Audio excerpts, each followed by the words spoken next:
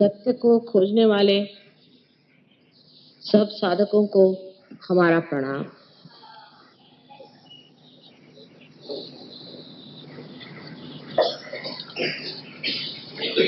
आज का मधुर संगीत आज के विषय से बहुत संबंधित है, जिसके लिए मैं देबू चौधरी को बहुत बहुत धन्यवाद देती हूँ। सभी सहज व्यवस्था हो जाती है।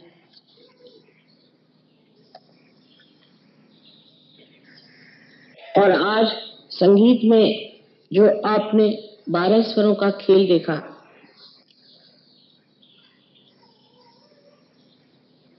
वही हमारे अंदर भी ऐसा ही सुंदर संगीत निर्माण हो सकता है।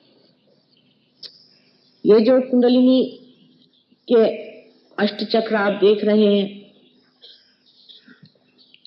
जो कि मूलाधार चक्र, मूलाधार, स्वाधिष्ठान, नाभि, हृदय, विशुद्धि, आज्ञा और सहस्त्रार। इसके अलावा हमारे अंदर सूर्य और चंद्र के भी चक्र हैं।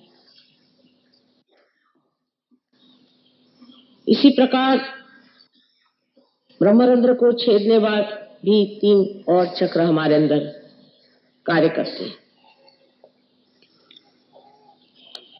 जिसे हम अर्धबिंदु, बिंदु और वलय कहते हैं। ये सारे हमारे अंदर स्वर हैं। जैसे अगर सा से शुरू करें तो 7 स्वर सारे ग म प ध नि, सहस्त्रार पे नी जाकर के पहुंचता है।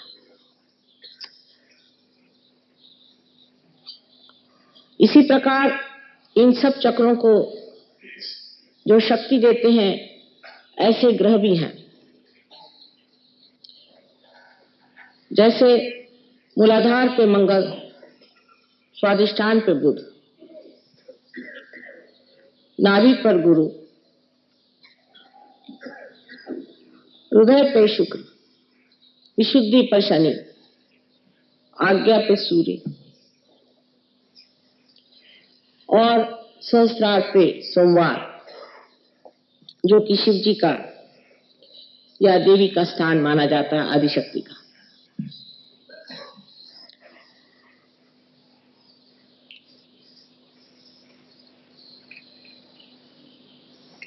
इसी प्रकार हमारे नवग्रह भी इन चक्रों पर वास करते हैं। इसका मतलब यह है कि जो कुछ भी ओंकार श्री गणेश से प्रेरित है, वो सारा ही एक ही स्वर, एक ही ताल में पूर्णतया बद्ध होकर के एक सुंदर संगीत का साज हमारे अंदर परमात्मा ने तैयार रखा हुआ है। इसको छेड़ने के लिए ही कुंडलिनी कार्यान्वित होती है। जब कुंडलिनी इन चक्रों को छेदती हुई ब्रह्मरंध्र तक पहुंचती है, उसके उत्थान से हर चक्र में न जाने कितनी ही गतिविधियां हो जाती हैं। बहुत से लोग सोचते हैं और कहते भी हैं कि माँ, ये इतना सरल कैसे? सरल तो ऐसे है कि जितनी भी जीवंत क्रियाएं हैं, सब बिल्कुल ही सहज है। एक बीज में अंकुर भी सहज आता है। लेकिन जो हम रोज देखते हैं, रोजमर्रा जानते हैं, उसके प्रति हमें कोई भी प्रश्न खड़ा नहीं होता। उसे हम मान से लेते हैं। जैसे कि आपके श्वास की क्रिया जो है, ये कितनी सहज है। इसके लिए अगर आप किसी गुरु के पास जाना पड़े, या कुछ ग्रंथ पढ़ना पड़े, या कोई लाइब्रेरी में जाना पड़े, तो कितने लोग जीवित रहेंगे। ये हृदय का जो स्पंदन अनहद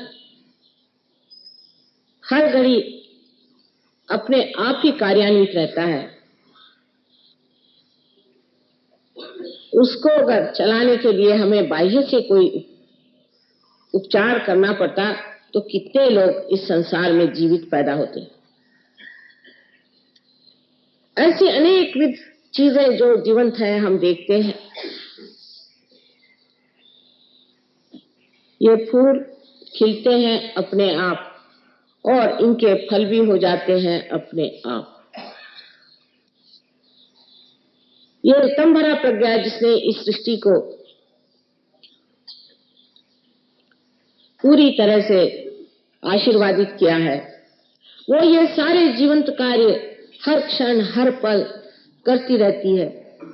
इतना ही नहीं, इसका चयन इतना अद्वितीय है कि उसका अनुमान हम अपने मानवीय बुद्धि से नहीं लगा सकते।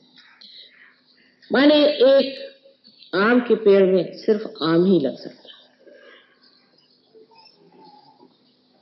एक हिंदुस्तानी के घर हिंदुस्तानी ही पैदा होता है। मेरा मतलब ये नहीं कि हिंदुस्तानी से है कि वो कोई ब्रांड लेके आता है, लेकिन उसकी शक्ल सूरत से आप जानते हैं कि हिंदुस्तानी। ये जो चयन है, ये जो चॉइसेस है, ये कितने गहन और कितने गणित से बने हुए हैं कि उसका अंदाजा हमारे दिमाग में आ ही नहीं सकता।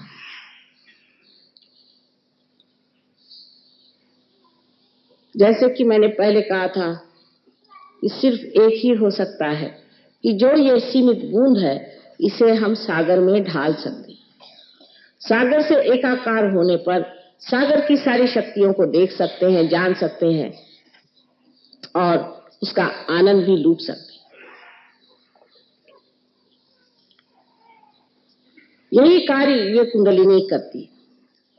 लेकिन इसकी व्यवस्था इतनी सुंदर है इस सांस की कि ये स्वर सारे जाकर के अंत में अपने मस्तिष्क में पूरे यहां से लेकर के यहां तक सातों की सातों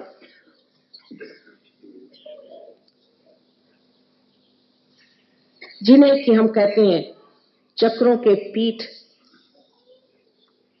पूरी तरह से अपने कार्य में संलग्न होते हैं। ये 7 चक्र जो हम नीचे देखते हैं उनके पीठ हमारे मस्तिष्क के, यहां से शुरुआत करिए या यहां से शुरुआत करिए तो मूलाधार आदि सब करते हुए यहां आपके हृदय चक्र, और हृदय के बाद यहां तक आप आज्ञा चक्र पे आ जाते हैं और यहां विशुद्धि चक्र है। ये तो सारा कुछ आप किताबों से जान सकते हैं, लेकिन जिसने आपको बनाया उसकी कमाल देखिए कि 7 स्वर बनाने के बाद उसके जो पीठ है, जो उसके हर एक स्वर का निनाद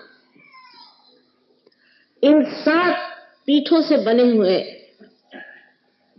इस मस्तिष्क में, इस ब्रेन में किस तरह से घुमाया जाता है, उसकी जो शक्ति है उसको किस तरह से एक सुंदर सुगठित तालबद्ध स्वर में आलापा जाता है,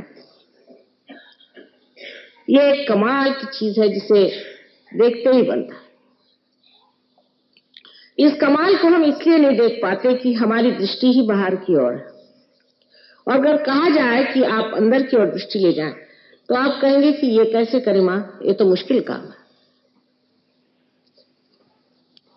आप अब इस वक्त मेरी बातचीत सुन रहे हैं, आपका सारा चित्त मेरी ओर है, लेकिन अगर कोई घटना घटित हो जाती है तो आपका चित्त वहां आकर्षित हो जाता है।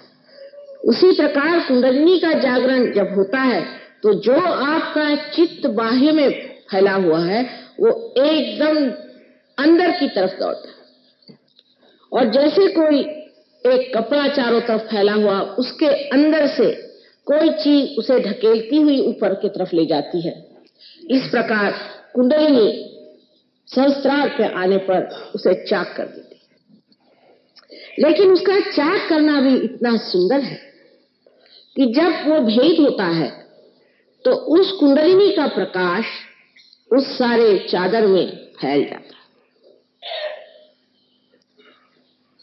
जो कहा है कि राम रंग रस भीनी,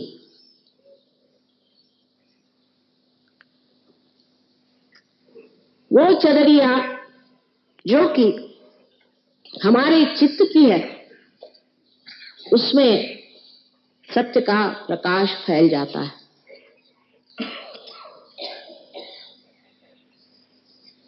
अब इतनी सुंदर रचना है कि हृदय चक्र बराबर यहाँ बीचों बीच है, जहां पर कि हमारा ब्रह्मरंध्र छेदन होता है। ब्रह्मरंध्र का छेदन उस जगह है जहां हमारा हृदय है। इसका मतलब यह है कि हमारे हृदय में जब तक परमात्मा को पाने की इच्छा नहीं होगी, तब तक ये भेदन ठीक नहीं हो सकता।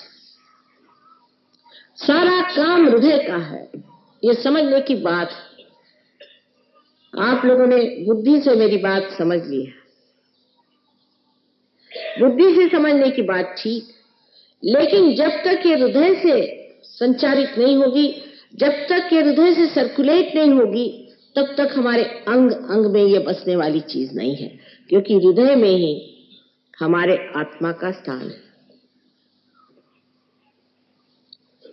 इसलिए ये समझ लेना चाहिए कि हृदय को छेड़ने के लिए पहले हमें अपने हृदय को खोल देना चाहिए।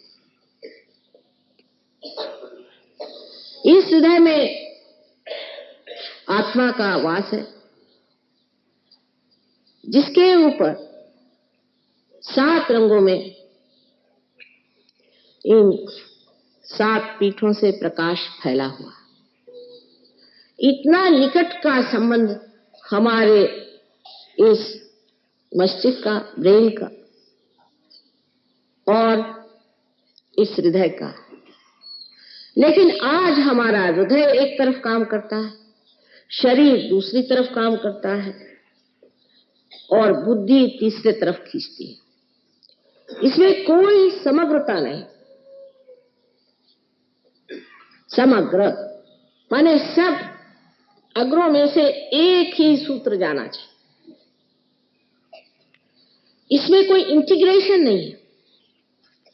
इसीलिए हम अपने से ही रोज लड़ते रहते हैं, अपने से ही रोज झगड़ा रहता है। किसी का एक चक्र अच्छा है तो दूसरा खराब है, दूसरा चक्र अच्छा है तो तीसरा बिल्कुल कमजोर हो चुका, चौथा बेकार हो चुका। और इन चक्रों की लड़ाई में ही सब तरह की दुविधा, परेशानी, चिंता, बीमारियां आ जाती हैं। और ये सारे चक्र भी पंचमहाभूतों से, एलिमेंट से बने हैं। और एक शेर कहा है कि मौत क्या है, इन्हीं अज़दा कस परेशान होना। जब ये चक्र परेशान हो जाते हैं तो मौत आ जाती है। ये चक्र सारे की सारे जिन पीठों से संचालित होते हैं, गवर्न होते हैं, वो पीठ हमारे मस्तिष्क में, और हमारे मस्तिष्क से ही सेंट्रल नर्वस के साथ इन सारे चक्रों का चलन वलन हो सकता था, लेकिन होता नहीं है। पैरासिम्पैथेटिक नर्वस सिस्टम से ही हम इन चक्रों को संचालित करते हैं।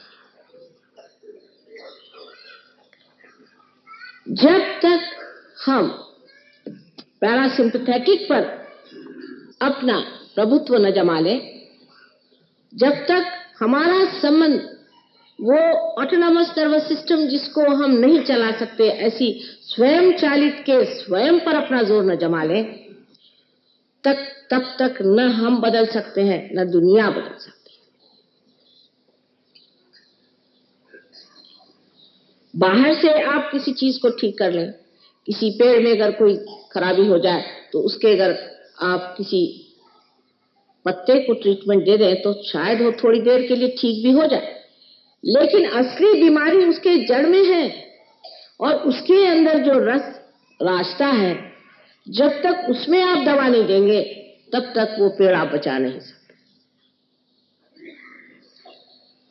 और इतना ही नहीं कि सातों पीठों का यहाँ सम्मिलन है। यहाँ तीन जो शक्तियां हमारे अंदर प्रवाहित है, हमारी इच्छा शक्ति, क्रिया शक्ति और धर्म शक्ति, जिससे हमारा उत्क्रांति का पथ बनता है, जिससे हम इवोल्यूशनरी प्रोसेस में जाते हैं। ये तीनों ही शक्तियां एकत्रित हो जाती हैं। इस प्रकार इस मस्तिष्क में 7 चक्र और 3 शक्तियों का समन्वय होता है,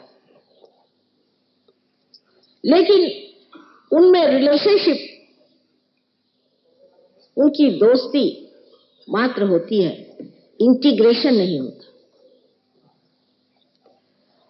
समग्रता नहीं। जैसे कि एक ही स्वर में, एक ही ताल पर सातों स्वर नाचे, ऐसी स्थिति तभी आती है जब उनके मणि के छिद्र से एक ही कुंडलिनी जैसे कि डोर पुरोई जाती है, उस तरह से पूरी तरह से भेद करती हुई यहाँ पर सहस्त्रार को भेद देती है।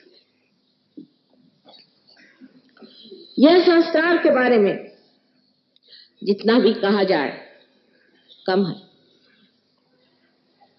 सहस्त्रार जो हमारा आखिरी चक्र है, इसमें 1000 पंखुड़ियां हैं, जो कि वास्तविक हमारे अंदर जो 1000 नाड़ियां हैं। डॉक्टर लोग इस पे कभी कभी बड़ा झगड़ा उठाते हैं कि नहीं 982 है या कुछ है। तो बिल्कुल हृदयहीन बातें हैं, जिसमें कोई सुर नहीं, कोई माधुर्य नहीं। 1000 उसमें पंखुड़ियां हैं, जो कि इन नाड़ियों को तेजोमय करती हुई ऐसी दिखाई देती हैं जैसे कि किसी कमल पुष्प में 1000 पंखुड़ियां हो और वो पंखुड़ियां सजीव हो करके और बड़ी सुंदरता से उनका प्रकाश आपस में झिलमिल मिलता, अत्यंत शांत ऐसी ये तेजोवलय से भरी हुई तेजपुंज ज्योतियां जैसे कि पंखुड़ियां हो, इस तरह से प्रकाशित होकर के और आंदोलन करती रहती है। इस आंदोलन से जो हमारे अंदर आनंद निर्माण होता है उसे निरानंद कहते हैं। निरानंद माने केवल आनंद, एब्सोल्यूट जॉय। उसमें कोई दूसरी चीज नहीं बच जाती। आनंद में 2 चीज, सुख और दुख नहीं होता, केवल आनंद मात्र, और वो मौन ही में जाना जाता है। जैसे कबीरदास जी ने कहा था कि जब मस्त हुए फिर क्या बोले। वो जो एक श्रेष्ठों की, योगियों की स्थिति है, उस निरानंद स्थिति में उतारने के लिए जब कुंडलिनी इतनी तत्पर है तो सिर्फ थोड़ी सी उसकी सहायता करने से वो आपको उस ओर पहुंचा सकती है जहां इस निरानंद का सागर आपके सम्मुख लहलाता है। इतनी काव्यमय कुंडलिनी की शक्ति है, इतना सुंदर उसका चलन वलन है कि देखते ही बनता है। हालांकि कुछ कुछ लोगों में मैं देखती हूं कि कुंडलिनी आहत है, आहत स्थिति में कुंडलिनी। कहीं कहीं देखती हूं कि जैसे कोई कमजोर मां छटपटाती हुई किसी तरह से अपने बच्चे को पुनर्जन्म देने के लिए धीरे धीरे उठती है, गिरती है, उठती है, गिरती है।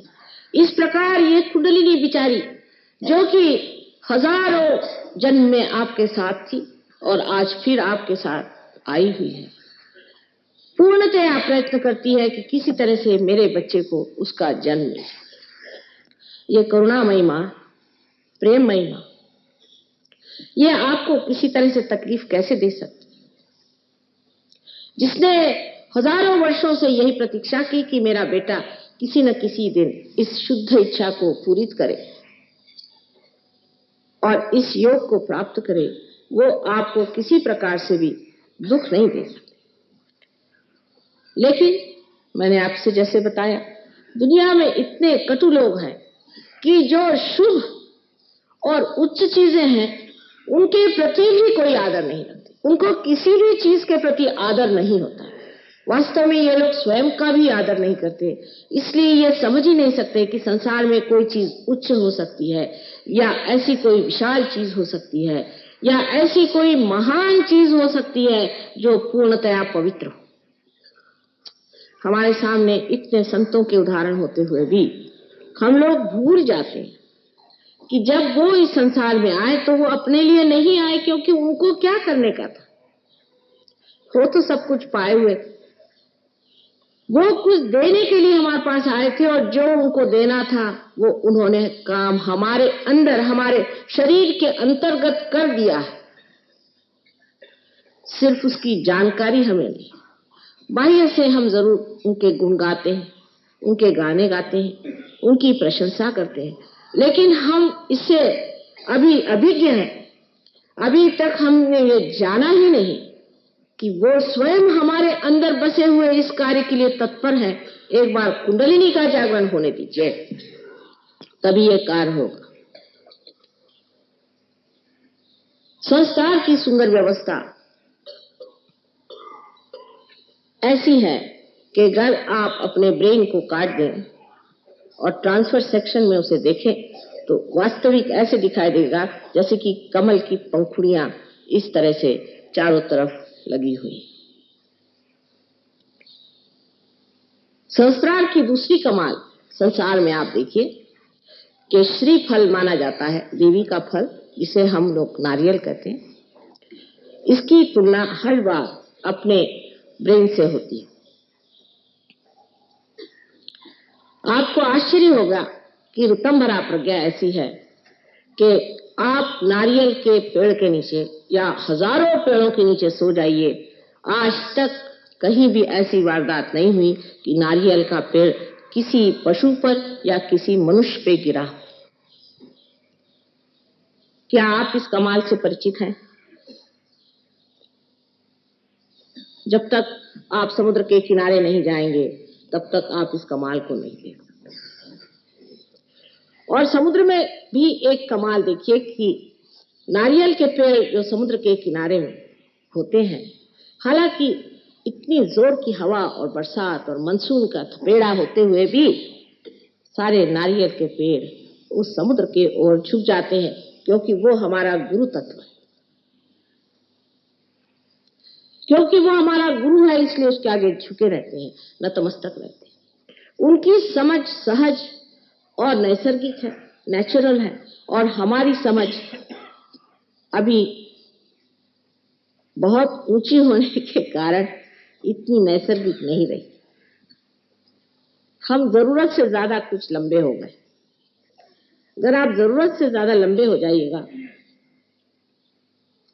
तो बहुत सी चीजें जो पाने की है कभी कभी खो जाती हैं, या अगर जरूरत से ज्यादा नाटे हो जाइए तो भी वो चीज खो ही जाती है।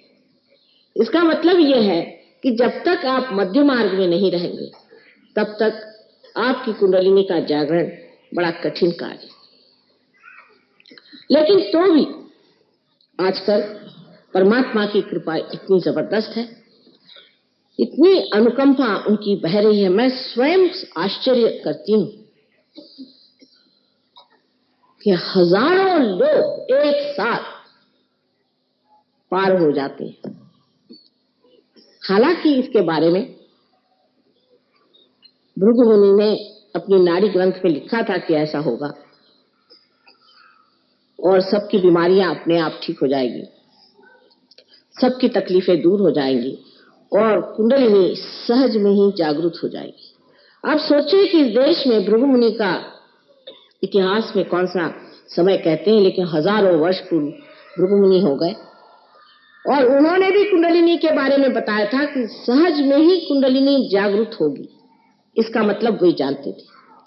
लेकिन हम हमारे देश के जो लेखक हैं, हमारे देश के जो प्रवक्ते हैं, दृष्टा हैं, बड़े बड़े ऊंचे संत साधु हैं, इतने ही नहीं, यहाँ के जो अवतरण हो गए उनके बारे में कितना जानते हैं। आज ही किसी ने पूछा कि माँ, शिवरात्रि में क्या महत्व है, क्या शिव जी का जन्म हुआ था? शिव जी का जन्म तो होता नहीं, क्योंकि जो सदाशिव हैं उनका जन्म होने का कोई मतलब ही नहीं लगता। लेकिन शिवरात्रि का अर्थ यह है कि ये महारात्रि, जिस वक्त सारा संसार परब्रह्म स्थिति में सो रहा था, ये महारात्रि परब्रह्म सो रहा था। जैसे हम सो जाते हैं तो हमारी सृष्टि सारी हमारे साथ सो जाती है, इसी प्रकार ये सारी सृष्टि सो गई। ये महारात्रि थी और तब उसमें सदाशिव जब जागृत हुए, सदाशिव माने जो कभी भी नहीं बदलते, जो कभी इनकार नहीं करते, जो सिर्फ एक साक्षी स्वरूप होकर के सारे संसार को देखते हैं, वो सदाशिव जब जागृत हुए तब उन्होंने अपनी शक्ति, जो आदिशक्ति, जिसे कि होली घोस्ट कहते हैं, जिसे वेदों में ई कहा गया, जिसे अथीना कहते हैं, इस शक्ति को अपने से अलग करके और कहा कि तुम सृष्टि की रचना करो।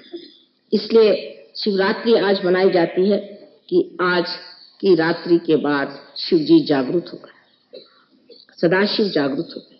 यही सदाशिव जब हमारे हृदय में आत्मा स्वरूप प्रकाशित होते हैं तो इसे शिव कहा जाता है। उस वक्त बहुत से लोग अज्ञान में उपवास करते हैं। शिवरात्रि के दिन उपवास करने का तुक समझ में नहीं आता, क्योंकि जिनको यही मालूम नहीं कि शिवरात्रि के दिन क्या चीज हुई। यहां तक लोगों ने पूछा कि क्या उस दिन शिव जी की मृत्यु हो गई थी? जो अनंत है उनकी मृत्यु कैसे हो सकती? इतने हम लोग अज्ञानी हैं कि उस दिन हम उपवास करते हैं जिस दिन वो जागृत हुए थे। आज हमारे अंदर वो आत्मा जागृत होने का समय आया। हम लोग भी एक महारात्रि में डूबे हुए थे, एक महारात्रि जिसे ये घोर कलयुग छाया, एक महारात्रि है। और इस महारात्रि में जागृत होने के लिए आप आज सम्मुख बैठे हुए हैं। आपके अंदर बसा हुआ आत्मा आज जागृत होना चाहिए। ये आत्मा सच्चिदानंद स्वरूप, सच्चित आनंद। सत माने ये कि आप सत्य को जानते हैं। अभी तक आपने सत्य को नहीं जाना। अभी तक जो जाना है वो सब भ्रम। जैसे कि एक आदमी आपके सामने आकर खड़ा हुआ और आप उसे देखते ही सोचते हैं आप कितना अच्छा आदमी है। अगर उसने आपके सामने गिड़गिड़ाना शुरू कर दिया, साहब देखिए मैं इतना अच्छा आदमी हूँ, मैंने इतनी अच्छाई की और इस आदमी ने मेरे साथ इतना जुल्म किया, आप उस पर ढह पड़े। हो सकता है कि वो किसी जेल से छूटा हुआ चोर हो सकता है वो आपको लूटने के लिए आया हो या आपको मर्डर करने के लिए आया। आप जान नहीं सकते कि आदमी कौन है, क्योंकि आप सत्य को जानते हैं। सत्य को जानने का मतलब यह होता है कि आप उस चीज को जाने जो सब चीजों का सार और तत्व है।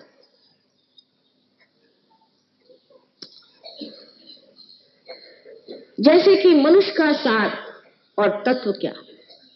उसका सार और तत्व उसका आत्मा है। उस आत्मा को जानते ही आपका जो ज्ञान है वो अज्ञान सा लगता है और ज्ञान चीज आप अपनी नसों पर, अपने सेंट्रल नर्वस सिस्टम पे जानते हैं। जैसे कि एक साहब मेरे पास आए, मुझसे कहने लगे कि माँ मुझे अंजाना की बीमारी हो गई, मुझे ठीक कर दीजिए। मैंने कहा अच्छा बैठिए आप। मैं जा रही थी, मैंने कहा अच्छा बैठिए। उनकी कुंडलिनी जागृत की, उनको बड़ा दर्द सा उठा थोड़ा सा। उसका अच्छा ठीक हो गया, आप हम जा रहे हैं। उनका माँ क्या कर रहे हैं, मेरे तो अभी हार्ट अटैक आ गया। मैंने कहा बेटी तुम ठीक हो गए, हम जा रहे हैं। उदास होकर बैठ गए। तो मैं मोटर में बैठी, फिर मैं निकल के आई। मैंने कहा कि देखिए मेरी बात आप सुनिए, अभी आप डॉक्टर को जा करके अपने एंजाइनोग्राफी लीजिए और उसके बाद आप विश्वास कर लीजिएगा कि मैंने जो कहा वो सही। और वो डॉक्टर के पास गए। डॉक्टर ने कहा कमाल है, अरे भाई तुमको तो वाकई अंजाना था, वो हो क्या गया, तुम ठीक कैसे हो गए? सो आपका जो जानना है वो जानना क्योंकि डॉक्टर ने आपको बताया इसलिए जानना हुआ, और हमारा जानना इसलिए है कि आपकी जो वाइब्रेशंस है, आपके जो चैतन्य है, उसको हमारे आत्मा ने बता दिया। जब आत्मा बोलता है तब ये चैतन्य चलता है, ये ओंकार चलता है और ये आपको बताता है। कोई सी भी बात जिसके बारे में आपको जानना हो कि ये आदमी की तकलीफ क्या, जब आप योगी हो जाते हैं आप उसके और हाथ करिए, आपके उंगलियों के इशारे पे आप बता सकते हैं कि इस आदमी को क्या बीमारी है। और जब ये बीमारी आपको पता है, अगर आप जानते हैं कि उस बीमारी के कारण से परे, जिसे कॉज एंड इफेक्ट कहते हैं, उससे परे आपको उठना अगर आ गया तो आपने उसकी बीमारी ठीक कर दी। और उससे परे उठाना बहुत ही आसान है, उसको कुंडलिनी पर डाल दीजिए। कुंडलिनी जो है ये कॉज और इफेक्ट से परे है। अगर आपने उसको कुंडलिनी पर डालकर उसकी कुंडलिनी उठा दी, खत्म, काम खत्म, वो सब तबीयत ठीक हो गई उसकी।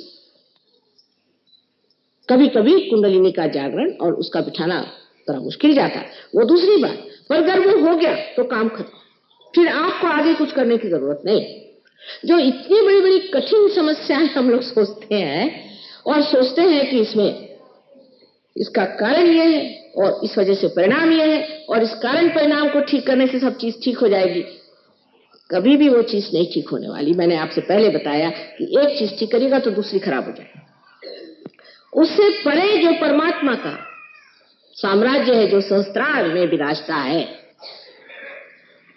उस साम्राज्य में आप आइए, आपका आगमन हो, आपका स्वागत हो, नमस्कार करके आप अंदर आइए। और जब वहां आप बैठे हुए तो किसकी मजाल है जो आपकी ओर आंख टेढ़ी करके देखे। मराठी में रामदास स्वामी ने कहा है, समर्थाची याव कृपा है, असा सर्व भूमंडली कोण आहे। जिसने समर्थ की ओर आंख तिरछी करके देखी, ऐसे सारे भूमंडल में कोई नहीं। लेकिन पहली चीज यह है कि आप क्या परमात्मा के साम्राज्य में आए हैं या नहीं, फिर आने के बाद वहां जमे हैं या नहीं।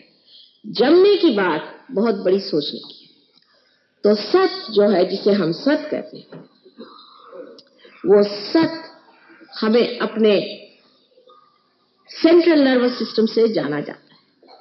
कोई कहेगा कि माँ यहाँ पर ये फूल बिछे हुए हैं, ये हम अपनी आंख से देख रहे हैं ना, ये आंख हमारी जो है, ये हमारी सेंट्रल नर्वस सिस्टम बता रही है कि ये यहाँ फूल रखे हुए। फिर हम जब महसूस भी करें तो हम कह सकते हैं यहाँ फूल है, क्योंकि हम इसे महसूस कर सकते हैं। इसकी जानिब जिसे कहते हैं, इसको जानना जो है, यही ज्ञान है, यही वेद है, जिससे विद होता है, जिससे बोध होता है। जो हमारे सेंट्रल नर्वस सिस्टम में जाना जाता है, यही हमारे उत्क्रांति का लक्षण है। और बाकी जो कुछ जाना है वो दिमागी जमा खर्च है या तो भावना की फेंक। इसलिए जब कुंडलिनी जा करके सहस्त्रार को प्रकाशित कर देती है तो हम सब ज्ञान के अधिकारी हो जाते हैं। आप सोचिए कि जब हमारे यहाँ ये संत साधु हुए थे, तब यहाँ न यूनिवर्सिटी थी, न कॉलेज था, न कुछ था, लेकिन ज्ञान के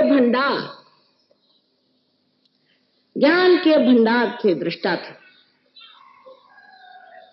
एक से एक लोग इस संसार में हो गए। लंदन में एक विलियम ब्लेक करके बहुत बड़े कवि हो गए, अगर आप उनका भविष्य पढ़ें तो आश्चर्यचकित हो जाएंगे कि वो एक एक चीज को सहज योग के बारे में उन्होंने इतने साफ तरीके से लिखा है कि बड़ा आश्चर्य होता है। ऐसे दृष्टा मार्कंडेय जैसे लोग अपने इस देश में हो गए तो आप लोग क्यों नहीं हो सकते?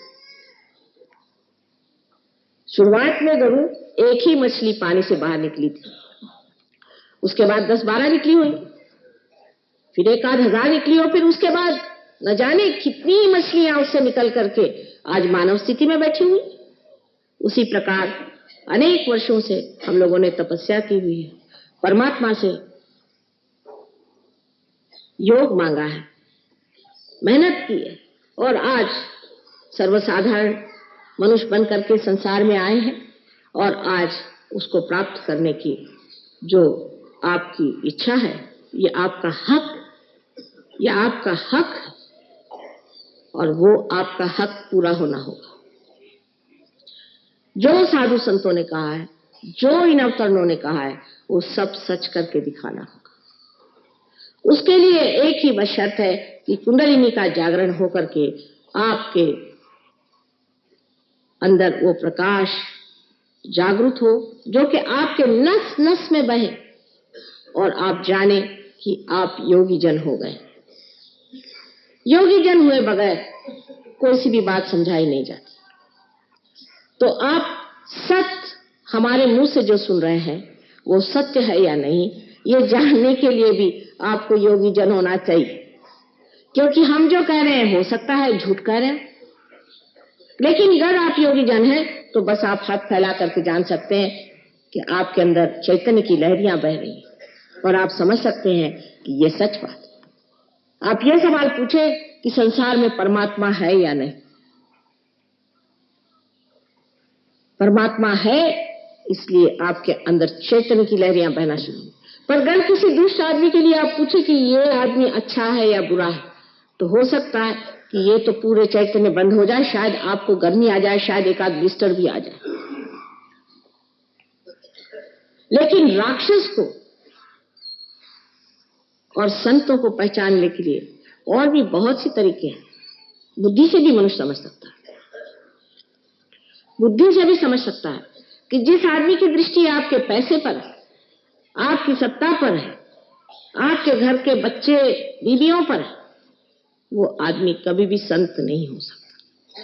संतों के लक्षण बार बार कहे गए तो भी हम गलती कर जाते।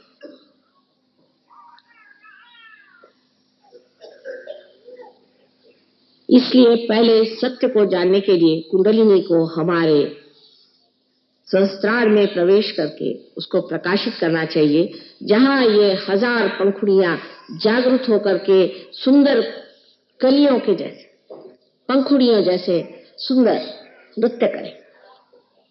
इसे आप देख अभी नहीं सकते, बाद में आप देख सकते हैं, क्योंकि जब आपको हो जाते हैं, जब आप स्वयं ही प्रकाश होते हैं, तो आप प्रकाश कैसे देखेंगे? जब आप प्रकाश हो गए तब लोग पूछते अब मां क्या करें? जब दीप जला लिया तो आप प्रकाश दीजिए। जब तक आपके बुद्धि में ये प्रकाश नहीं आता है, तब तक आपकी शक्ति 1000 गुना कम है। मैं तो कहूं कि इसका कोई अंत नहीं, फिर अनंत तक है शक्ति। पर उससे पहले इतनी सी जो शक्ति है, जैसे कि एक बरगद का पेड़ एक छोटा सा बीज होकर के अंत में इतना बड़ा पेड़ हो जाता है, उसी प्रकार जो मनुष्य की बुद्धि अपने को इतनी छोटी और सीमित लगती है, वो इस कदर बढ़ जाती है कि उसकी शाखाएं फिर चारों तरफ उतर उतर के उसे और विस्थापित करते जाती है। ये परमात्मा का सत्य स्वरूप है, आत्मा का सत्य स्वरूप है। आत्मा सत्य को बताता है, लेकिन सहयोग में जरूरी है कि आपकी बैठक होनी चाहिए। अब आपने म्यूजिक सुना, हिंदुस्तानियों को तो ये बात समझनी चाहिए कि म्यूजिक चीज जो है बैठक के बगैर नहीं, बैठक चाहिए। पार तो हो जाएंगे आप, ठीक है, पर उसके बाद अगर बैठक नहीं हो तो आप समर्थ नहीं हो सकते। आप पूरी तरह से इस पे प्रभुत्व नहीं पा सकते। इसके लिए बैठक चाहिए, अभ्यास चाहिए। और जब तक वो अभ्यास नहीं होगा आपके अंदर उसकी संवेदना, इस कदर नाजुक संवेदना, गहन संवेदना जागृत नहीं हो सकती, क्योंकि ये नसों से जाना जाएगा। और ये नसें आज तक जड़ रही। ये नस जब तक वो नवीन जागृति के नए आयाम में, डायमेंशन में जब तक नहीं जागृत होती, तब तक आप नहीं जान सकते। हमारे एक बार बहुत से लोग हमसे कभी कभी सोचते हैं कि ये इनको क्या पता होगा, ये तो बहुत सीधी लगती है। और एक साहब आए, कहने माए देखिए ये आपका फोटो कैसा है। मैंने कहा बेवकूफ गलत, मैं बता दूं किसने निकाला। उनका अच्छा बताइए। मैंने उस आदमी का नाम बता दिया जिसने ये फोटो निकाला। मैंने कभी देखा नहीं था, किसी ने भी नहीं। वो चक्कर में आ गए कि माँ तुमने कैसे जाना। मैंने कहा हम सबके चक्रों को जानते हैं, और उस चक्र को इस चक्र में जान रहे कि उसी पे सारा काम हो रहा है, इसका मतलब उसी आदमी ने फोटो खींचा। एक साहब हमें समझाने के लिए आए कि माँ आप बहुत सीधी हैं, आप जानती नहीं, ये बड़ा राजकारणी आदमी है और इससे संभल के रहिए और कुछ गड़बड़ कर सकता है। मैंने कहा अच्छा इतना ही बताना है आपको? कहले हाँ। अच्छा आप सुनिए, आप मैं इसके बारे में क्या जानती हूँ कि इसकी बीवी अपनी नहीं है, किसी ब्राह्मण की बीवी भगा के लाया है, और इसका बच्चा तो और इसका है, लेकिन ये बीवी दूसरे की। और सब उसका मैंने जो कच्चा चिट्ठा खोलना शुरू कर दिया तो वो आंखें फाड़ गई, देखने लगे कि माँ ने इस आदमी को तो एक ही बार देखा और इतना कैसे बता गई। पर यह बताना कोई बड़ी भारी बात नहीं, इसकी कोई जरूरत भी नहीं आपको। लेकिन आप ये बता सकते हैं कि आप में कौन सा दोष है। और जब आप सत्य हो जाते हैं तो असत्य से आप अलग हो जाते हैं। जैसे कि इस कपड़े पर अगर कुछ दाग लगा है और उस वक्त प्रकाश आ गया तो मैं इससे अलग सोचती हूँ कि इसे कैसे साफ कर दिया जाए। इसी प्रकार आप अपने से अलग हट करके जानते हैं कि ये असत्य, ये हम नहीं ले सकते। जैसे आज एक साहब आए, कहने माँ मेरा आज्ञा चक्र आप ठीक कर दीजिए। मतलब क्या कि मुझे अहंकार हो गया, इसे आप निकाल दीजिए। अगर किसी आदमी को कह दीजिए कि आपको अहंकार है तो वो मार बैठेगा आप। लेकिन जिस वक्त आज्ञा चक्र में दर्द होने लग जाता है तो खुद ही कहते माँ मेरा आज्ञा जरा कृपया आप ठीक कर दीजिए, इस आज्ञा से मैं परेशान हूं। क्योंकि जो चीज आपकी दूषित है वो इशारा ही नहीं करती, कभी कभी दुखती भी है, कभी कभी बताती भी है, जताती भी है, और आपके उंगलियों पे आप जानते हैं कि आपको क्या शिकायत है, और आप वो शिकायत से एकाकार नहीं। हम लोग योग प्राप्त होने से पहले एकाकार होते। कोई आदमी है, जैसे एक किस्सा है, आप लोग बहुत सीरियस हैं, इतनी सीरियसनेस की कोई जरूरत नहीं, हल्की तरह से प्रसन्न चित्त बैठना। परमात्मा का विषय सीरियस नहीं है, गंभीर है लेकिन सीरियस नहीं, प्रसन्न चित्त बैठे। तो एक साहब गए मिनिस्टर साहब से मिलने, तो वहां एक साहब बैठे हुए थे, तो वो खूब कूद रहे थे। इनके समझ में नहीं आया। इनका साहब मतलब क्या, आपको हो क्या गया? कल आपको पता नहीं मैं पिए हूं? कहा अच्छा मुझे नहीं पता था आप पिए हुए हैं, माफ कर दीजिए। ये जो हम अपने ऊपर चढ़ा लेते हैं कि किसी नौकरी में हो गए, किसी पोजीशन में हो गए, 2-4 पैसे इकट्ठे हो गए, उसका जो एक अभिमान, ये अभिमान नहीं, दुराभिमान, ये जो हमारे खोपड़ी पे लग जाता है, जिससे हम अजीब से होकर के पिए हुए घूमते हैं, ये छूट करके मनुष्य देखता है कि ये जो है ये बाह्य है। अपने बुद्धि का गुमान, अपने पढ़ने लिखने का गुमान, हर तरह के गुमान मनुष्य में चढ़ जाते हैं। वो तो बात बात पे घोड़े पे बैठ जाता है, घोड़ा है नहीं घोड़े पे बैठा है। ये सब इस तरह से छूट जाता है जैसे कि प्रकाश में अगर आपने हाथ में कोई सांप पकड़ा तो उसे आप फेंक देते हैं, उसी तरह से सब चीज फेंक जाती है, कहना नहीं पड़ता। लेकिन उसकी क्रिया क्या घटित होती है कि आज्ञा चक्र पे जब कुंडलिनी चढ़ती है और वहां की देवता जब जागृत होती है तो ये देवता हमारे दोनों ही ईगो और सुपर ईगो, जिसे कि मनस और अहंकार कहते हैं, दोनों को ही आपस में खींच ले, शोषित कर ले। और यहाँ पर ब्रह्मरंध्र में तालु की जगह ऐसी जगह बन जाती है कि कुंडलिनी खट से बाहर चली जाए। उस वक्त हमारे हाथ बोलते हैं, हाथ कहते हैं कि हाँ कुंडलिनी पार कर गए। जो लोग पार हो जाते हैं वही महसूस कर सकते हैं यहाँ की ठंडी हवा, और जो नहीं होते उनको मुश्किल होता है ठंडी हवा महसूस करना। उसके बाद जब आपके किसी चक्र में दोष हो, अगर आपके विशुद्धि चक्र में दोष हो या अगर आपके नाभि चक्र में दोष हो, तो इन उंगलियों पे आप जान सकते हैं कि कहां पर हमारा दोष है। उसके बारे में आप सत्य जान सकते हैं। आप संसार की सारी बातों को जान सकते हैं। यहां बैठे बैठे आपके कोई रिश्तेदार हो, कोई हो, उनके बारे में आप जान सकते हैं। देश के बारे में जान सकते हैं, देश के नेताओं के बारे में जान सकते हैं, इलेक्शन के बारे में जान सकते हैं, चाहे जो भी जानना चाहे आप सब कुछ जान सकते हैं। लेकिन योग हो जाने के बाद मनुष्य का मन इन सब चीजों से हट करके परमात्मा की ओर लग जाता है। वो इन चीजों में उसको मजा नहीं आता। जब आपने सबसे ऊंचा अमृत पी लिया, फिर किसी गंदगी का पानी पीना आप पसंद नहीं करते, वो चीज अच्छी नहीं, उसमें कोई मजा नहीं आता। सारी चीज जिसे कहते प्रायोरिटीज आपके एकदम बदल करके आप दूसरे ही आदमी हो जाते हैं।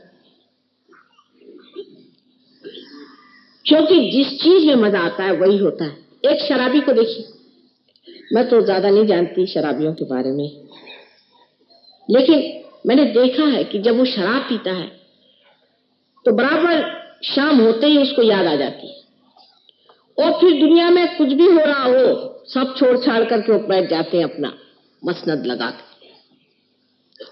और यही हाल एक योगी जन का है। जब मस्ती में आ गए तो एक तान वो उसी आनंद में डूबे रहते हैं, उसी शांति में समाये रहते हैं जो आत्मा की देन है।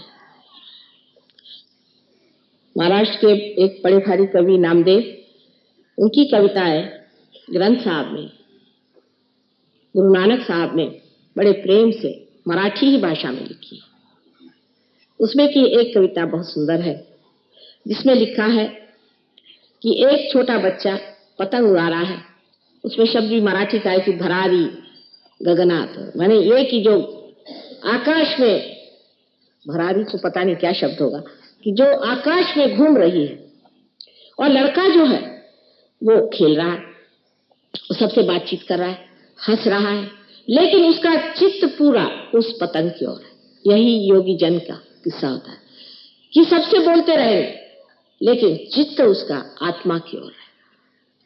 दूसरी उन्होंने जो कविता की पंक्ति है उसमें लिखा है कि औरतें हैं, पानी घड़े में लेकर जा रही हैं, 4-4 घघरियां सर पे रखी हुई हैं, जल्दी जल्दी जा रही हैं, और आपस में मजाक भी हो रहा है, हंसी भी हो रही, बातचीत भी हो रही है, लेकिन सारा चित्त उनका अपनी घघरी पर। और तीसरा उन्होंने कहा कि एक माँ है, अपने बच्चे को गोद में लेकर के सारा काम कर रही है, घर का सारा काम कर रही है, सारा संसार का वो काम कर रही है, लेकिन उसका चित्त पूरी समय अपने बच्चे पर। यही कुंडलिनी, इसका सारा चित्त आप पर लगा हुआ, सारा विचार इसका आपके ऊपर में, और इतनी उत्सुक और उत्कंठा से इंतजार कर रही है कि कब मेरा बेटा इस और आएगा जहां वो अपने पुनर्जन्म को प्राप्त करे। उसको और कोई दुनिया की चीज नहीं चाहिए। उसका जब तक ये कार्य पूर्ण नहीं होता तब तक ये शुद्ध इच्छा जो आपके अंदर सुप्तावस्था में है उसको चैन नहीं। वो ढूंढती फिरेगी, इधर जा उधर जा, जंगल में जा, पैसे में खोज, उसमें खोज। आप जो जो गलतियां करेंगे बेचारी उससे आहत होती जाएगी, पर अंत में वो बैठी रहेगी कि एक दिन ऐसा जरूर आएगा जिस दिन सुबुद्धि से मेरा बच्चा इस योग को प्राप्त करे। तो आप आत्मा का जो स्वरूप है उस सत्य को जानते हैं। जैसा मैंने आपसे बताया कि संसार में 3 तरह के लोग होते हैं। एक तो तामसिक लोग जो कि झूठ को ही सत्य मान के उसके पीछे में अपनी जिंदगी बर्बाद करते थे, और दूसरे राजसिक कि जो झूठ और सच दोनों का फर्क ही नहीं जानते, उनको कोई चीज में गलती नजर नहीं आती। और तीसरे सात्विक होते हैं जो सत्य को पहचानते चलते हैं। लेकिन जब आप योगी जन होते हैं तो सिवाय सत्य के आप कोई चीज को पकड़ ही नहीं सकते, अछूत। जैसे रत्न पारखी लोग होते हैं कि हीरे को बराबर पहचान लेते हैं, ऐसे ही वो सत्य को एकदम पकड़ लेते। उदाहरण के लिए ईसा मसीह का देखिए कि जब मारी मगदलीनी एक बहुत निम्न स्तर की स्त्री थी, उसको लोगों ने पत्थर मारना शुरू किया, तब ईसा मसीह का इन औरतों से कोई संबंध बनता नहीं। तो जाके उसके सामने खड़े हो गए और कहा कि भाई, तुम में से जिसने कोई पाप नहीं किया हो वो पत्थर मारे, वो भी मुझे। और सबके हाथ रुक गए, क्योंकि वो इस सत्य को जानते थे कि इस औरत ने जो भी गलती की है और जो भी इसने अपने जीवन का बुरा किया हुआ है वो सब परमात्मा क्षमा करने वाले हैं, वही शिक्षा देने वाले हैं, और हम मनुष्य उसको क्यों दोष लगा। जिसने सत्य को जाना वो असत्य के पास कैसे खड़ा रह सकता है, आप ही बताइए। अगर आपने प्रकाश में कोई चीज देख ली तब भी क्या आप खाई में कूदेंगे? जिस प्रकाश में आपने देख लिया कि इससे मेरा पूरा नुकसान होने वाला है, मुझे पूरी तरह से तकलीफ होने वाली है, फिर आप क्या ऐसा कहेंगे कि आप बैल मुझको मार?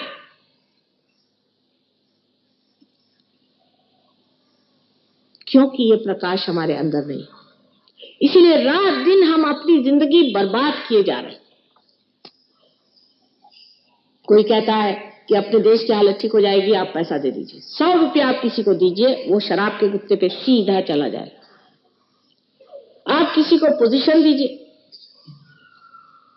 जैसे मैंने कल धोबी का किस्सा बनाया था, आप किसी भी विद्वान को आप बड़ी नौकरी दे दीजिए या किसी सत्ता में भेज दीजिए, उनकी खोपड़ी एकदम उल्टी बैठ जाए।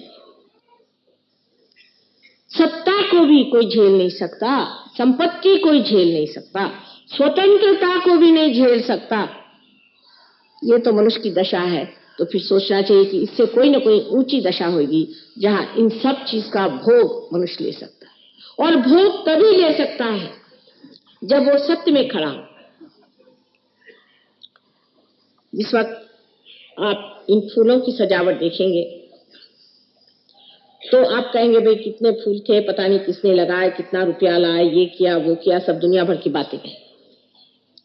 लेकिन अगर कोई योगी होगा तो बस उसके सामने हठात खड़ा हो जाएगा, कोई निर्विचार स्थिति में।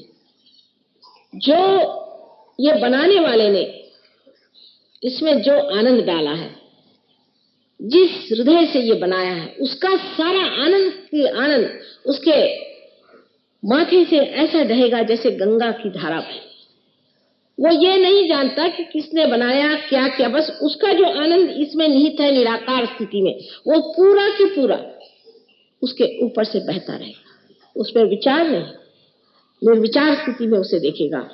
इसी प्रकार हर चीज का आनंद जो है वो आप सत्य में ही पा सकते हैं, और नहीं पा सकते, कभी भी नहीं पा सकते। कभी भी आप किसी चीज की ओर दृष्टि करते हैं, जब उसके बीच में विचार खड़ा होगा, आप सोचिए कि इसकी आनंददायी शक्ति खत्म, इसमें कोई आह्लाद नहीं रहेगा। राधा जी को कहा जाता है कि वो परमात्मा की आह्लाददायिनी शक्ति थी। वो आह्लाददायिनी शक्ति विचार से एकदम खत्म हो जाती। जैसे ही सामने विचार आ जाए, आप समझ लीजिए विचार से एकदम अंधियार आ जाए। लेकिन निर्विचार में आप किसी चीज की ओर देखें तो उसमें बसा हुआ आनंद, उसमें बसा हुआ सत्य जो निराकार स्वरूप है, वो आपके अंदर ऐसा बहेगा जैसे कि पूरी की पूरी शक्ति प्रेम की आपके अंदर प्लावित होकर के बह रही, आपको महसूस होगा, जिससे ऐसा लगेगा सारी दुश्चिंता सब पता नहीं कहाँ चला गया। जैसे आज का संगीत था, निर्विचार में आप अगर इसको सुन सकते तो इसका क्या असली असर है उसे आप पा सकते थे। लेकिन जब तक आप विचार करते रहे कि अब टाइम हो रहा है, अब ऐसा है, फिर वैसा है, फिर घर जाना है, उसका मजा ही नहीं आया। क्योंकि जब आप योगी जन हो जाते हैं, जब आप सहस्त्रार में स्थित होते हैं, आप वर्तमान में विराजते हैं, वर्तमान में, ना तो आप भविष्य में, ना ही तो आप भूतकाल में, ना तो आप फ्यूचर में, ना तो आप पास्ट में, आप वर्तमान में विराजते। और हर वर्तमान का क्षण अपना एक आयाम, अपना एक डायमेंशन, एक अपना दर्पण रखता है, और उसमें इतनी छटाएं हैं कि उसके मजा के लिए अगर हम चाहें कि उसका मजा उठाएं तो ऐसा लगता है कि हजारों जिह्वा होने पर भी जो मजा नहीं आ सकता है, वो ये वर्तमान में आते ही पता नहीं कहां से इतना मजा आ रहा है।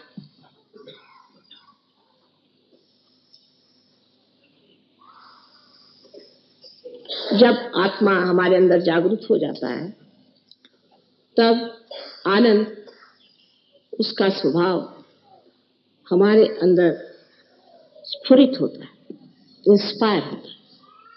ये नहीं कहना पड़ा कि हाँ अब मैं आनंदित हूं। आप शक्ल सूरत से जान सकते हैं कि ये इंसान बहुत मजे में आए।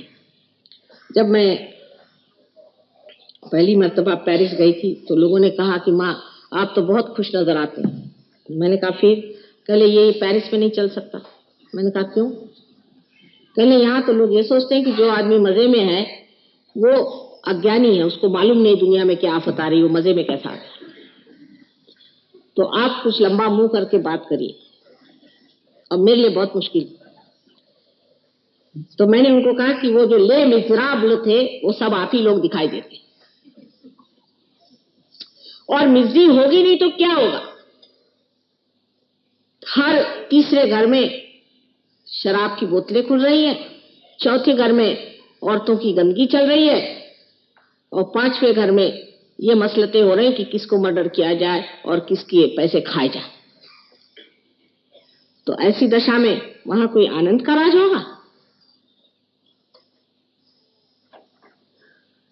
जब कभी हम पैदल चलते थे तो वहां लोग बैठे हुए बहुत लंबे मुंह बना करके, मैंने कहा भाई इन पे क्या आफत आ रही? कहने लगे कि ये लोग फ्रेंच में आपस में बात कर रहे हैं, कैसा कहते हैं कि अष्टग्रह आने वाले हैं, तो हो सकता है तब हम लोग खत्म हो जाए तो बड़ा अच्छा होगा। उसका इंतजार हो रहा है कि वो कब आएंगे और कब हम खत्म होंगे। मैंने कहा उसके लिए क्या जरूरत है, ऐसे ही जाके डूब जाए, वहां नदी है। इतने अगर ये दुखी जीव है तो तब तक इंतजार करने की क्या जरूरत है? शायद हो कि अष्टग्रह के चक्र से बची जाए तो ये जाकर क्यों नहीं वहां डूब जाए, अच्छा रहे।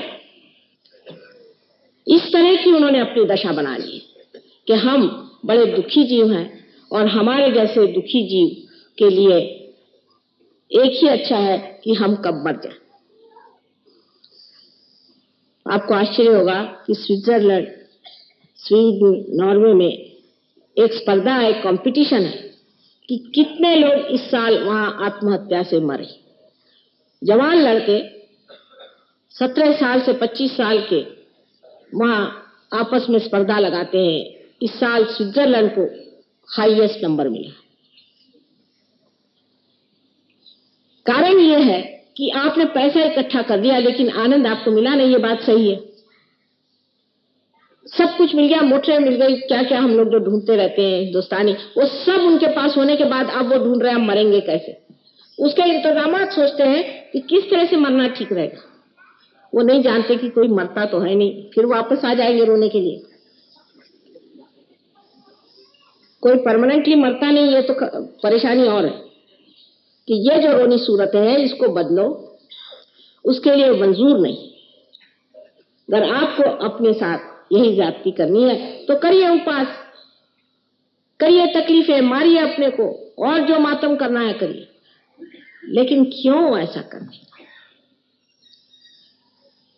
क्योंकि आपका सत्य आप ही के अंदर बसा हुआ है, आपका आनंद आप ही के अंदर बसा हुआ है।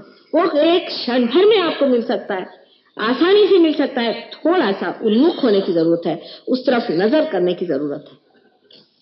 जब ये चीजें सभी आपको लाभान्वित है, जब आपको मिल सकती हैं, तब आप ये सोच लीजिए कि सिर्फ सहस्त्रार ही पर कुंडलिनी रुकना नहीं चाहिए, इसका भेदन भी होना चाहिए। और इसका भेदन भी बहुत सूक्ष्म तरीके से होता है। अब इसकी कितनी नाड़ियां हैं, कौन सी नाड़ी कहाँ खुलती है और कौन से चक्र कहाँ होते हैं और कैसे बंध पड़ते हैं, यह सब बातें बताने की कोई जरूरत नहीं है। अगर आपके लिए अगर कोई बढ़िया मोटर ला दे तो आप थोड़ी उसके अंदर घुस के पहले देखते हैं कि इसकी कौन सी नाड़ी ठीक है कौन सी नहीं। आप तो गाड़ी उठा के चल दिए मजा उठाने के लिए। इसी प्रकार सहयोग को प्राप्त करने के बाद आप धीरे धीरे इस चीज को समझने का प्रयत्न करें कि ये चीज है क्या। लेकिन न भी समझे तो भी कोई हर्ज नहीं, पर मौज में रहिए और इस मौज को और आनंद को सबको बांटिए, क्योंकि आपका चित्त जो है वो प्रकाशित हो जाता है। अब चित्त क्या हो जाता है? चित्त हमारा जो है अटेंशन, इस अटेंशन में हमारे अंदर जो नई जागृति उत्पन्न होती है वो है कलेक्टिव कॉन्शियसनेस, सामूहिक चेतना। लेकिन मैं कहूंगी सामूहिक शुभ चेतना। शुभ अशुभ विचार तो हमें रहने दें। शुभ वो जिससे कि चैतन्य हमारे अंदर से बहता रहे, वो सारा शुभ है। जिस चीज से चैतन्य बहता है, जिस कार्य से चैतन्य बहता है, जिस गाने से चैतन्य बहता है, जिस संगीत या भक्ति से चैतन्य की लहरियां बहे, वही शुभ है और वही सौंदर्य की लहरियां। तो ये शुभ चेतना हमारे अंदर जागृत हो जाती है। माने ये नहीं कि हमारे बुद्धि में कोई चीज आ जाती है, पर हम जान सकते हैं कि हमारे अंदर कौन सा दोष है, क्योंकि हम आत्म साक्षात्कार भी पाते हैं और हम जैसे व्यष्टि में इसे पाते हैं वैसे समष्टि में भी पाते हैं। माने जैसे हम एक इंडिविजुअल में पाते हैं वैसे हम कलेक्टिव में भी पाते हैं। अब कलेक्टिव का चमत्कार देखिए। आज तक जो आप लोगों ने थ्योरीज बनाई ये सिर्फ थियरीज हैं, खोखली हैं। जैसे कोई कहता है कि हमारा विश्वास कैपिटलिज्म में है, फिर कोई कहता है हमारा कम्युनिज्म में है, फिर उसमें है, फिर उसमें है, सब खोखलापन। असल में एक योगी जो होता है, या हम समझ लीजिए बड़े भारी कैपिटलिस्ट हैं, क्योंकि सब शक्तियां अगर हमारे अंदर नहीं है तो हम तो कैपिटलिस्ट हो गए। लेकिन हम हैं बड़े भारी कम्युनिस्ट भी, जब तक इसे बांटेंगे नहीं हमें चैन नहीं आता। इसलिए एक साहब ने पूछा कि साहब आप क्यों सहयोग करते हैं, आप क्यों जागृति करते हैं लोगों के, आप सुखी हैं, आपके पति इतने अच्छे हैं, आपके बाल बच्चे इतने अच्छे, घर में बैठिए जाकर। कहाँ बैठ सकते, चैन नहीं। जब तक इसे बांटेंगे नहीं मजा नहीं आएगा। जैसा आपने एक शराबी को देखा कि अकेला वो शराब नहीं पी सकता, वैसे ये भी शराब आप अकेले नहीं पी सकते, इसका मजा नहीं आता, बांटे। तो कलेक्टिव में आप जागरूक हो जाते हैं। लेकिन इससे भी यह गहन बात है कि आपका चित्त वो जो प्राइमोर्डियल बीइंग है, जो विराट है, जो अकबर है, उसमें जागरूक हो जाता है। जैसे इस शरीर के अंग प्रत्यंग जागरूक हो जाए, इसी तरह उस विराट के अंग प्रत्यंग आप बन करके उसमें जागरूक हो जाते हैं। उसके बाद दूसरा कौन? आप किसके ऊपर उपकार कर रहे हैं, आप किसको दे रहे हैं? अरे भाई अगर इस उंगली में शिकायत हुई तो ये उंगली उसको अपने आप ही रगड़ देती है, उसको कुछ कहना पड़ता है। वो शिकायत सारे शरीर को पता है कि इस उंगली को शिकायत है और सारा शरीर उसकी मदद करता है। एक बार रूजवेल्ट साहब ने बड़ी पते की बात कही थी कि poverty anywhere is a threat to prosperity everywhere. बड़ी कलेक्टिव बात कही। उसी प्रकार जिस वक्त आपकी ये जागृति हो जाती है, आप कलेक्टिव में आ जाते हैं, तो कहीं भी कोई तकलीफ हो जाए, कहीं भी कोई परेशानी हो जाए, आप समझ जाते हैं तकलीफ है और उसके लिए आप सिर्फ प्रार्थना मात्र करें तो कार्य हो सकता है। क्योंकि अब आपको परमात्मा का रिकमेंडेशन नहीं चाहिए कि कोई बाबा जी आपको दे कि साधु जी दे, नहीं, आप स्वयं परमात्मा से कहिए, परमात्मा आपका कार्य कर देंगे और करते हैं। हजारों के ऐसे कार्य हुए हैं। यहाँ बहुत से सहयोगी बैठे, उनसे पूछे तो एक एक कितनी बड़ी बड़ी किताब आपको दे देंगे और 2-2, 3-3 साल में उनके ये अनुभव। हमारी दादी थी, एक पिताजी की मौसी थी, बड़ी मजेदार किस्से सुनाती थी। उन्होंने एक बार एक किस्सा सुनाया कि एक इंसान भगवान से मिलने गए, जैसे दादियों के किस्से होते हैं, भगवान से मिलने गए। तो रास्ते में उन्होंने एक साहब देखे, वो बिल्कुल सर के बल खड़े थे और बड़ी मेहनत कर रहे थे। तो उनका, भाई ये क्या कर रहे हो? कल मैं भगवान के पास जा रहा हूँ, तुम ये क्या कर रहे हो? कल मैं भगवान के लिए सारी मेहनत कर रहा हूँ, अब भगवान के पास जा रहे तो उनसे कह देना कि कभी तुम्हारा दर्शन तो हो जाए। फिर आगे गए, दूसरे एक साहब थे, वो ऐसे रास्ते किनारे बैठे हुए थे मस्ती में। तो कहा, भाई कहाँ जा रहे हो? कल भगवान के पास। अच्छा, उनसे कह देना आज खाना ठीक से टाइम पे पहुंचा नहीं मेरा। उनका, अजीब आदमी, यहाँ बैठे बैठे भगवान को ऑर्डर्स दे रहे। तो ये फिर भगवान के पास गए, जैसे हमारी दादी बताती हैं, और उन्होंने कहा, उनका जो कुछ काम था सो किया। तो उन्होंने कहा कि भाई बात क्या? कल बात ही, एक साहब मिले थे रास्ते में, सर के बल खड़े हैं बहुत दिनों से, आप उनको दर्शन कर देंगे। उनसे कहना और पैर के बल थोड़े दिन खड़े रहो, फिर देखा जाए। उनको बड़ा आश्चर्य हुआ। और वो एक दूसरे साहब हैं, उन्होंने हुक्म भेजा कि उनको सवेरे खाना नहीं मिला। तो उन्होंने कहा, अरे भाई उनको खाना नहीं भेजा अभी तक, उनका इंतजाम करो। सब अपने मैनेजर दौड़ाना शुरू कर दिए। उनका, ये क्या बात? उनको शंका पड़ी। तो भगवान ने कहा कि अच्छा ठीक है, तुमको शंका हो रही, तुम जा करके एक बात दोनों से कहो और तुम्हारे शंका का निरसन हो जाएगा। वो अगर पूछे तुम भगवान के यहाँ क्या देखा, तो ये कह देना कि भगवान ने एक ऊंट एक सुई के छेद में से निकाल दी। तो अच्छा, जब ये नीचे आए तो इनको वो मिले महाशय जो कि सर के बल खड़े थे, वो फिर उनका पैर के बल पहले खड़े हुए। फिर कहा कि भगवान ने कहा है कि अभी आप पैर के बल थोड़े दिन खड़े रहिए, फिर मैं तुमको मिलूंगा। अच्छा, तो अच्छी बात है, कभी तो मिलेंगे ही। पहले फिर आपने देखा क्या? उन्होंने बताया कि मैंने देखा वहां कि एक ऊंट को एक सुई के छेद में से भगवान निकाले। कहले वाह, अब भगवान के यहाँ क्या हुआ है? आप गप्पे हाँक रहे हैं? ऐसे कैसे हो सकता है कि भगवान एक सुई के छेद में से निकाल दे एक ऊंट को? ये दूसरे आदमी के पास गए, उसे कहा, भाई क्या हुआ खाने का? हाँ वो तो मुझे मालूम था, वो तो यूं ही मैंने आपसे कह दिया, कुछ कहना था इसलिए, तो कभी इंतजाम हो गया मेरा। तो उनका, अच्छा क्या देखा तुमने भगवान क्या? कहले बड़ा आश्चर्य कि एक सुई के छेद में से भगवान ने एक पूरे ऊंट को निकाल दिया। ठीक है, बड़े कल इसमें आश्चर्य की कौन सी बात है? वो भगवान है। आप क्या समझते हैं? आप किसके पास गए? परमात्मा। जो परमात्मा है वो परमात्मा है। आप क्या समझते हैं उनको? वो क्या है? एक ऊंट, वो सारी दुनिया की दुनिया निकाल दे, विश्व के विश्व निकाल दे, वो तो परमात्मा है। इस अटूट विश्वास पर परमात्मा भी झुकते, इस नितांत विश्वास पर परमात्मा झुकते। अब आप जानते हैं, कुछ लोग बीमार मेरे पास आते हैं, मेरे हाथ टूट जाते, मेरा सर पिट जाता है, बड़ी परेशानी। और अभी कुछ देहात से लोग आए थे, बहुत दूर से, शिलांग से। उस आदमी को बताया गया था कि तुम्हें कैंसर की बीमारी। यहाँ एक प्रोग्राम उन्होंने अटेंड किया, वापस जाने पर डॉक्टर हैरान हो गए, कहले आपका कैंसर कैसे ठीक हो गया? एक बंबई में महाशय एक नौकर साहब थे, बस वो अल्लाह को बहुत मानते, मुसलमान, मोहम्मद नाम उनका। प्रोग्राम में आए, उनको बहुत सालों से डायबिटीज था। एक बार प्रोग्राम में आए, मैंने उनसे बात भी नहीं करी, जाना भी नहीं, उनसे मिले भी नहीं, ठीक हो गए। और कुछ कुछ लोगों के पीछे में तो हाथ टूट जाते, उनकी कुंडलिनी उठना तो रहा दूसरी जगह, मेरे हाथ टूट जाते, पहाड़ जैसी कुंडलिनी उठाते उठाते ऐसी तकलीफ हो जाती कि क्या करूं, लेकिन तो भी जुटी रहती, क्योंकि इनके दिमाग ज्यादा है, सर पे अहंकार के पहाड़ बांधे हुए हैं, अपने को बहुत समझते हैं। तो कुंडलिनी भी कहती चलो रहने दो इसको, जरा ठोकरे होने दो तब ठीक होएगा। वो भी उठती नहीं, मैं क्या करूं?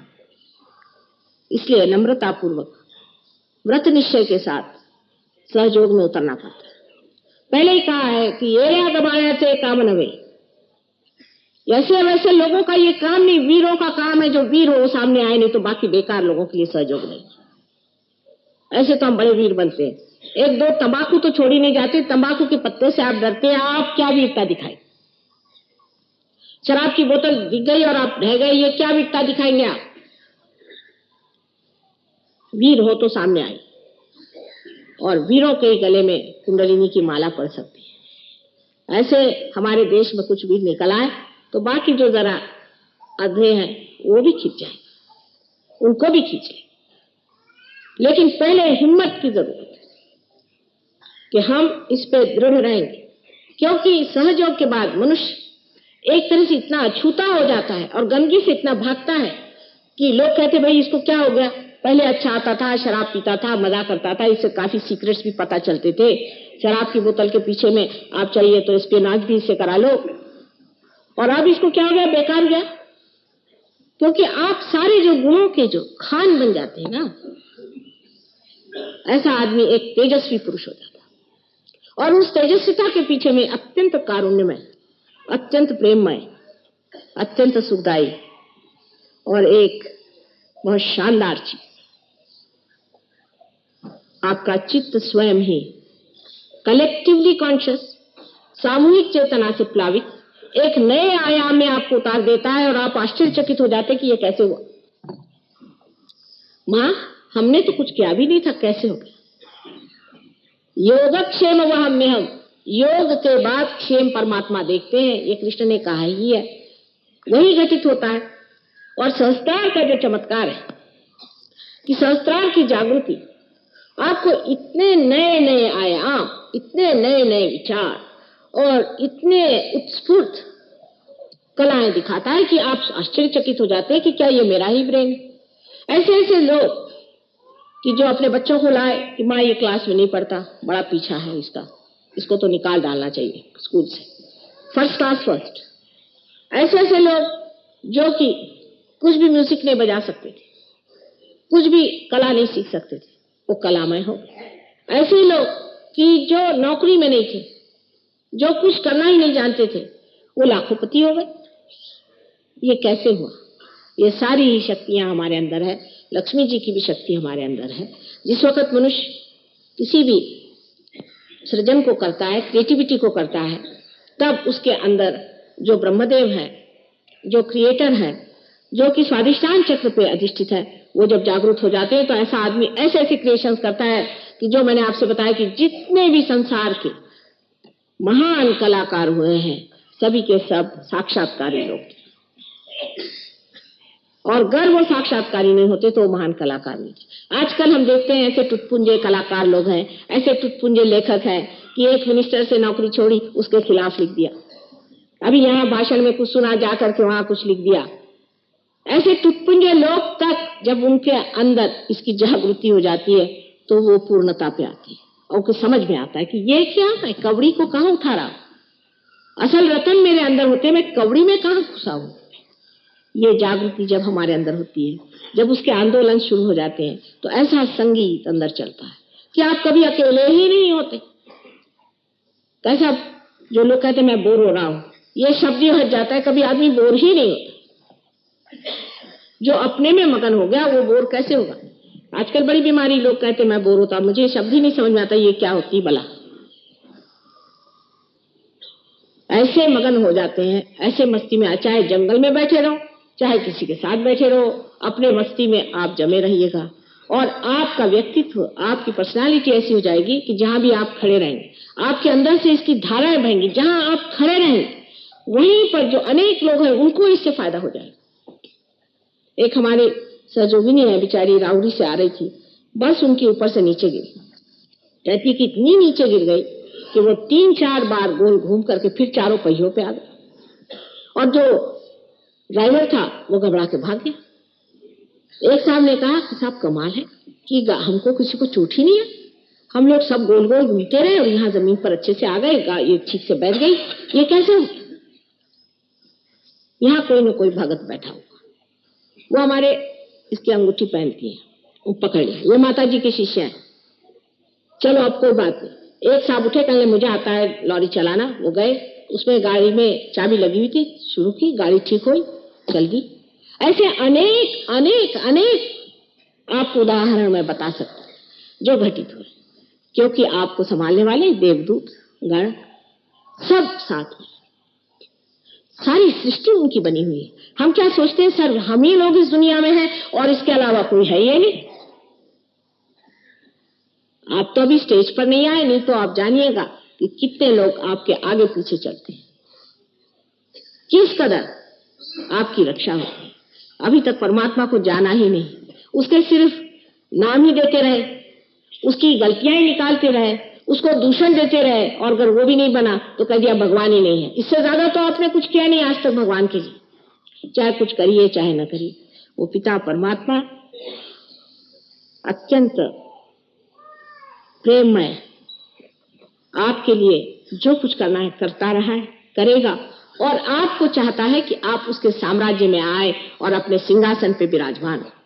यही उसका सिंहासन आपके संस्कार में है, जिसमें आपको प्रवेश करना है, और फिर ब्रह्मरंध्र छेदने के बाद उसका जो कृपा का, आशीर्वाद का अनुभव है, वो आप अपने नसों पे जान सकेंगे, अपने चरित्र में जान सकेंगे, अपने व्यवहार में जान सकेंगे, अपने दोस्तों में जान सकेंगे, अपने समाज में जान सकेंगे, अपने देश में और विश्व में उसे जान सकेंगे।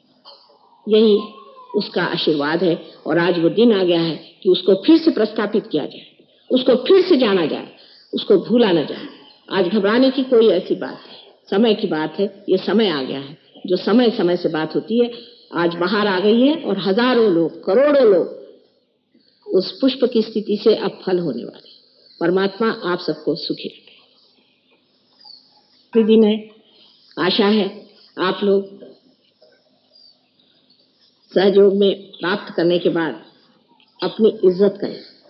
आप योगी जन हो, इसके प्रति अग्रसर हो, पूरा चित्त लगाए, इसमें बैठक लगा। बैठक किए बगैर ये कार्य आगे का नहीं हो सकता। जागृति आसान है, लेकिन इसका पेड़ बनाना आपके हाथ में। जो भी मैंने कहा उसको आज तक नहीं रखना है। इससे आगे अगले साल मैं चाहती हूँ कि इतने सब लोग एक बड़े बड़े वृक्ष की तरह इस दिल्ली के शहर में खड़े हो जाएं, तो देखिए दुनिया बदलने में कुछ टाइम नहीं लगेगा। परमात्मा आप सबको सुबुद्धि दे।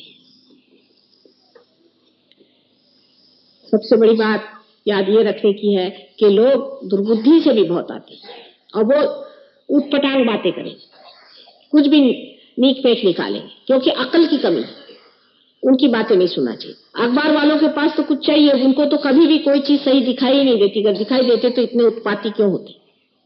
इसलिए वो भी कोई चीज करे, कोई चाहे कुछ भी करे। कृपया आप लोग ये जान लीजिए कि हमने जिसे पाया है, जो कुछ हमने जाना है, उसको हम आत्मसात करके आगे बढ़ाएंगे।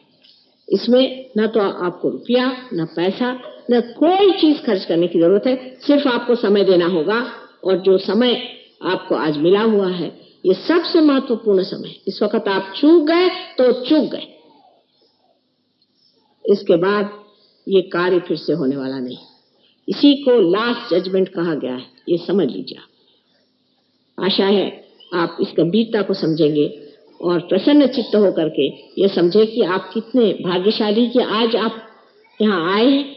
इस समय आपका जन्म हुआ है, इस विशेष समय में आप संसार में आए हैं, और आपने इस परम तत्व को पाया जो आपका अपना निज धर्म है।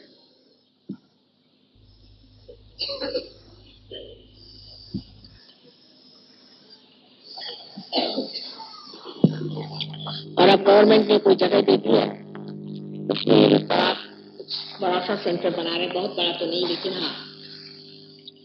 और आपसे विनती है कि आप लोग उस सेंटर में जाएं, और वहाँ ऐसे लोग हैं जो आपको समझा सकते हैं कि इसमें कैसे अग्रसर होना चाहिए, किस तरह से आगे बढ़ना चाहिए, अपनी उन्नति कैसी करनी चाहिए, आगे साधना कैसी करनी चाहिए, ये सब बातें वहाँ बताई जाए।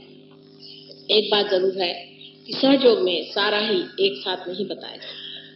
आपकी प्रगति के अनुसार बात बताई जाएगी। जितनी बात आप झेल सकते हैं उतनी बात आपको बताई जाती है, लेकिन आप खुद ही इस चीज को धीरे धीरे जानते जाएंगे और समझते जाएंगे।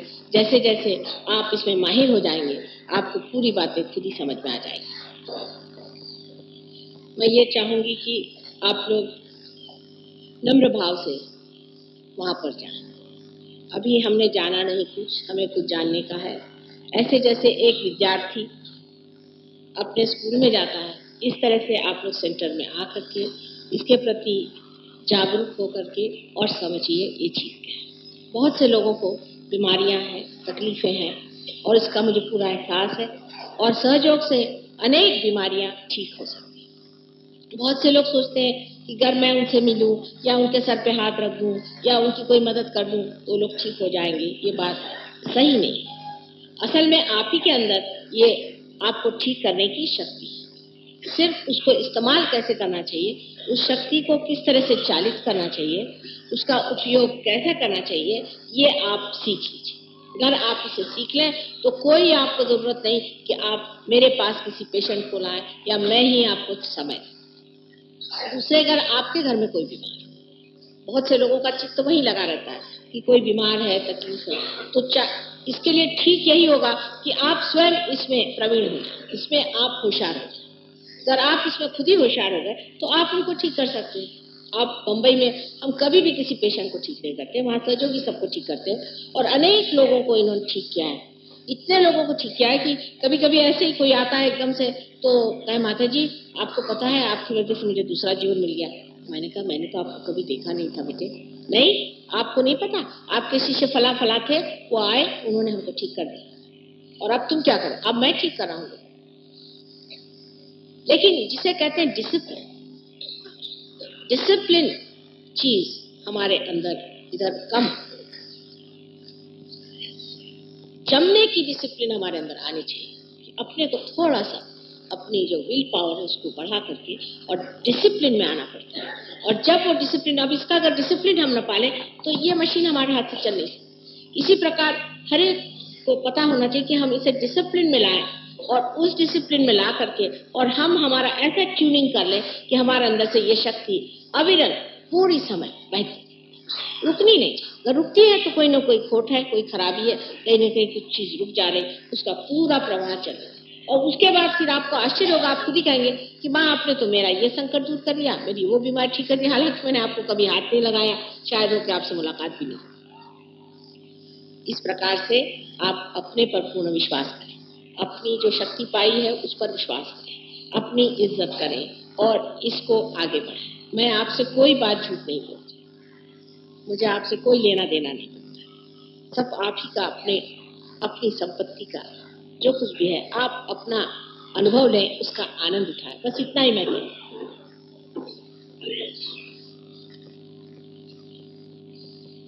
अब हमारे सेंटर का पता आपको यहाँ मिल जाएगा। उसी प्रकार यहाँ कुछ किताबें भी हैं, लेकिन बहुत से लोग किताब को पढ़ के भी उसकी बाल की खाल उतार के बैठे। आपके अगर कोई चीज समझ में नहीं आया तो उसको वहीं रह लीजिए, आगे पढ़िए, धीरे धीरे सब समझ में आ जाएगा। उसकी बाल की खाल मत निकालिए, क्योंकि ये भी सहयोगियों की लिखी हुई किताबें हैं। हो सकता है कि एक शब्द इधर से कभी लेफ्ट का राइट हो गया तो वही लेके खोपड़ी में बैठ जाएंगे, कोई इधर से बात हो गई वो ले, इस तरह से नहीं करें। एक खरसरा निगाह से आप पहले पढ़ें, उसको समझने की कोशिश करें। उसके लिए जरूरी नहीं कि आप एक एक शब्द का डिक्शनरी देख करके करें, सर्वसाधारण उसका आपको अनुभव समझ आ जाए, धीरे धीरे आप सेंटर पे जाएं। वास्तविक जो लोग अनपढ़ हैं वो ज्यादा अच्छे सहयोगी बनिस्बत पढ़े लिखे। बड़े आश्चर्य की बात है। इसलिए पढ़ करके आप अपना दिमाग, अगर दिमाग खराब हो रहा है तो किताब बंद करके रखिए और ध्यान में ही सब पाया जाता है, निर्विचारिता में पाया जाता है, विचार से नहीं होता। इसलिए विचार को बहुत नहीं बढ़ाना चाहिए। दूसरी कोई ऐसी भी इच्छा नहीं रखनी चाहिए कि हम अब बड़े भारी गुरु हो गए और अब हम दुनिया को जीत जाएंगे और बस बाबा जी 108 बन गए। इसमें कोई बाबा जी 108 नहीं, सब अल्लाह के बंदे हैं, सब उसको अपने ही अंदर जानते हैं और सब वो अपने अंदर समाये हुए, कोई ऊंचा नहीं और कोई नीचा नहीं, किसी की आंख ऊंची नहीं हो जाती और नाक नीची नहीं हो जाती, सब चीज अपने स्थान पे अपनी जगह उतनी ही महत्वपूर्ण है जितना हर इंसान है। इसलिए कोई भी इस तरह की विचार न करें कि हम बड़े भारी सहयोगी हो गए और ये जो है कम है।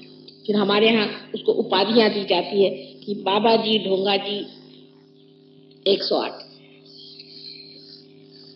कोई सा भी ढोंग करने की जरूरत नहीं, कोई प्रताड़ना करने की जरूरत, सत्य जो सत्य है उसे पाना है। सच है वो पाना है, जो हमारे अंदर सच्चा होता है वो पाना है, बाकी जो झूठ है उसे छोड़ देना है। बस इसी तरह से आपकी प्रगति होती है। और नम्रता के बगैर ये होने नहीं वाला। मनुष्य में नम्रता होनी चाहिए कि जो झूठ है उसको क्यों मैं अपनाऊं, मैं तो योगी हूं। योगी के शान के खिलाफ है कि झूठे रत्नों से अपनों को जड़ा है। और जब ये बात उसकी शान में आ जाएगी तब उसकी प्रतिष्ठा, उसकी डिग्निटी आपको दिखाई देगी। ये डिग्निटी है।